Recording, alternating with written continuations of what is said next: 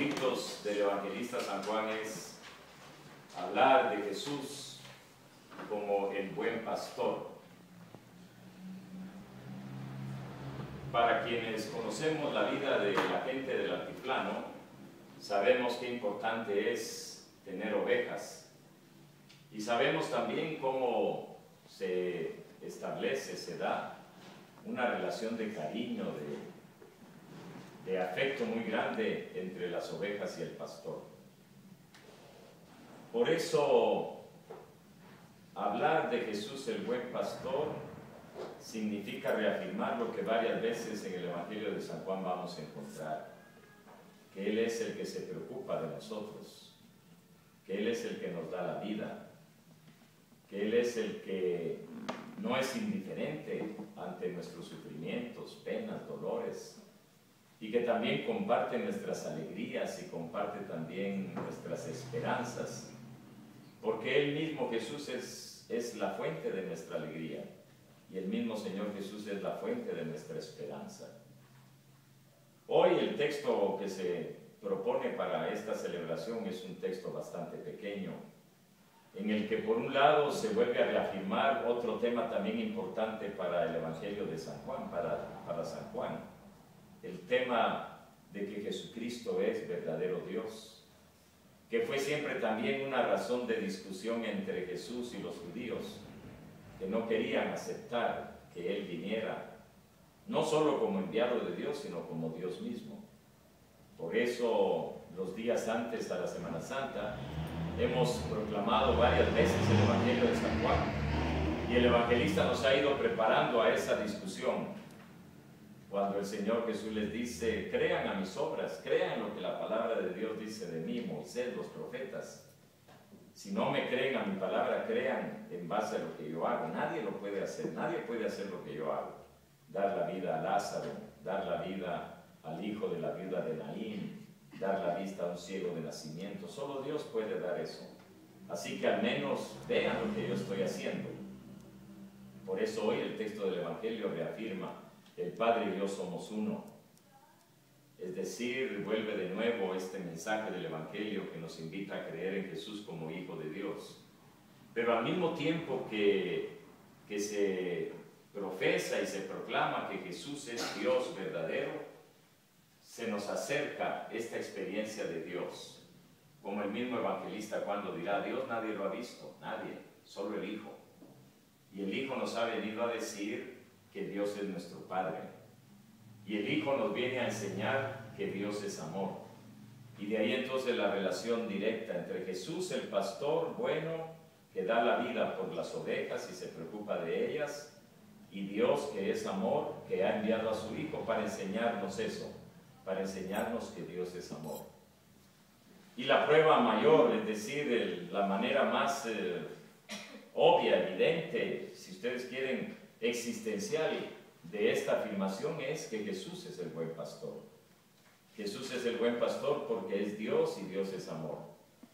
Y repito, la experiencia humana del amor del pastor por las ovejas, y en el Evangelio de San Lucas, cuando se habla de esas parábolas de la misericordia, precisamente se va a tomar esa parábola del pastor que deja las 99 ovejas y se va a buscar una que se le ha escapado, que se ha perdido.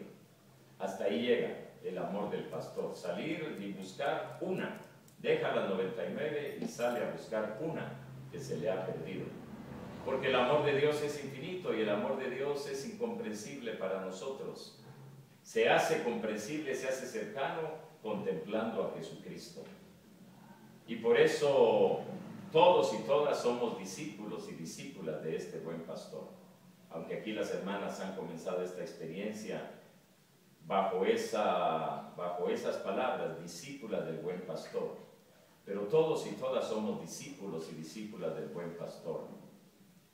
Que en otras palabras quiere decir, primero, estar convencidos y convencidas del amor de Dios en nuestras propias vidas.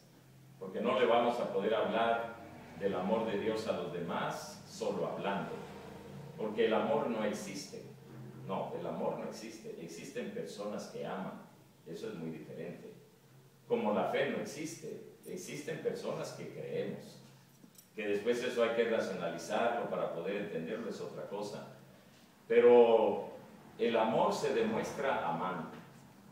Siempre me llamó la atención y algunas veces yo he tomado ese ejemplo de este libro de Anthony de Melo que se llama El canto del pájaro, donde una persona le pregunta a otra, ¿y qué es el vino? Y entonces esta otra persona le dice, ¿usted quiere saber qué es el vino? Sí, sí quiero saberlo. Pues emborráchese, entonces va a saber qué es el vino. Es inútil que expliquemos que el vino tiene esta composición química que es el jugo de la uva. No, haga la prueba, haga la experiencia y entonces va a saber qué es el vino. Es igual en nuestra relación con Dios. Podemos hablar mucho de que Dios es amor, de que Dios nos ama, pero si somos discípulos y discípulas del buen pastor, que es Dios, porque Él y el Padre son uno, lo que va a convencer es el amor, vivido, practicado. Practicado en las familias. Ahí es el primer lugar donde comenzamos a experimentar que Dios nos ama. Yo siempre he repetido eso. La experiencia primera de Dios para los niños y para las niñas es la experiencia del amor del padre a la madre. Y por eso tan grave problema la desintegración familiar, porque se quita el espacio natural querido por Dios. Y de ahí también la oposición fuerte de la iglesia al decir no puede haber matrimonios de homosexuales, de personas del mismo sexo y mucho menos, no puede haber tampoco adopción de niños o de niñas de parejas homosexuales, sencillamente porque no es eso lo que Dios ha querido.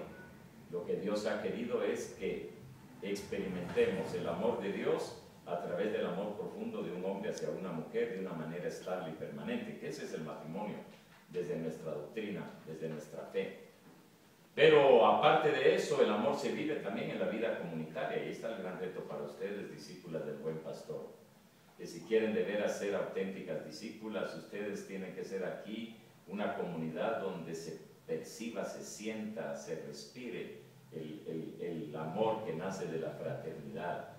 Y claro, la experiencia aquí de ustedes es muy rica y es muy importante, porque es una experiencia de una diversidad de culturas en un pequeño espacio que puede dar entonces la idea de cómo y cuánto, si vivimos desde el amor y practicamos el amor de Jesucristo, estas diferencias de culturas, en lugar de ser ocasión de discriminación y de ser ocasión de exclusión, son experiencias de integración y de enriquecimiento. Y ahí está, creo, un gran reto en esta diócesis, en donde hay diversas etnias, en donde hay también diversas historias y en donde ha habido también una historia muy larga de situaciones diferentes. ¿Cómo lograr entonces que quienes no creen en Dios, crean en Dios a través de nuestra experiencia de amor? Ese es un reto, ese es un desafío. Pero con la ayuda de Dios, claro, lo podremos lograr.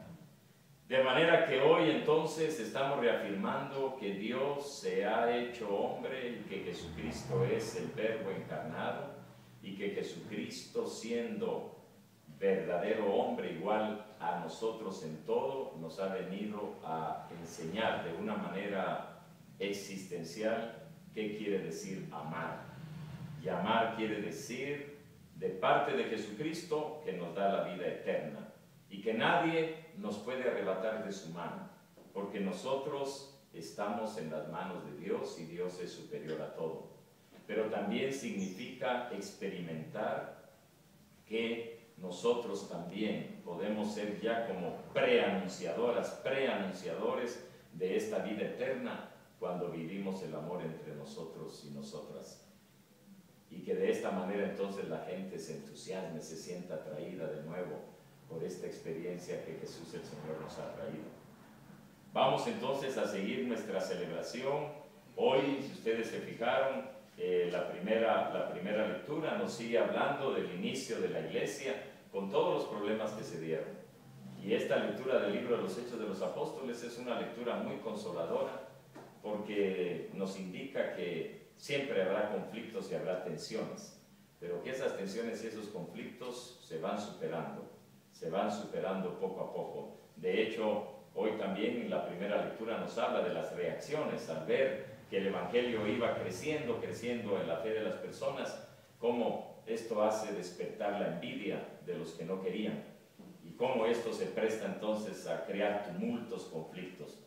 Es una historia real, es una historia verdadera que se sigue ahora repitiendo.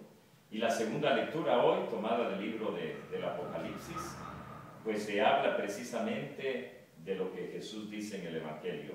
Se habla aquí de alguien que está sentado en el trono y que protege continuamente. No sufrirán hambre, no sufrirán sed, no las quemará el sol, no las agobiará el calor, porque el Cordero que está en el trono será su pastor. Y por eso Jesús dice: yo soy el pastor que da la vida por las ovejas. Esto no lo dicen los versículos hoy proclamados, pero lo dice en este capítulo 10. Y termino con la reflexión con la que inició el Evangelio. Mis ovejas escuchan mi voz. Yo las conozco y ellas me siguen.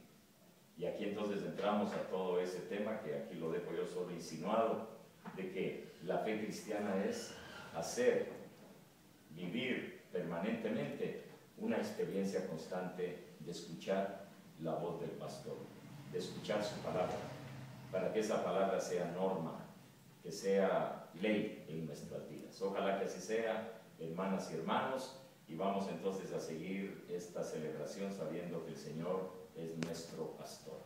Nos ponemos de pie, vamos a hacer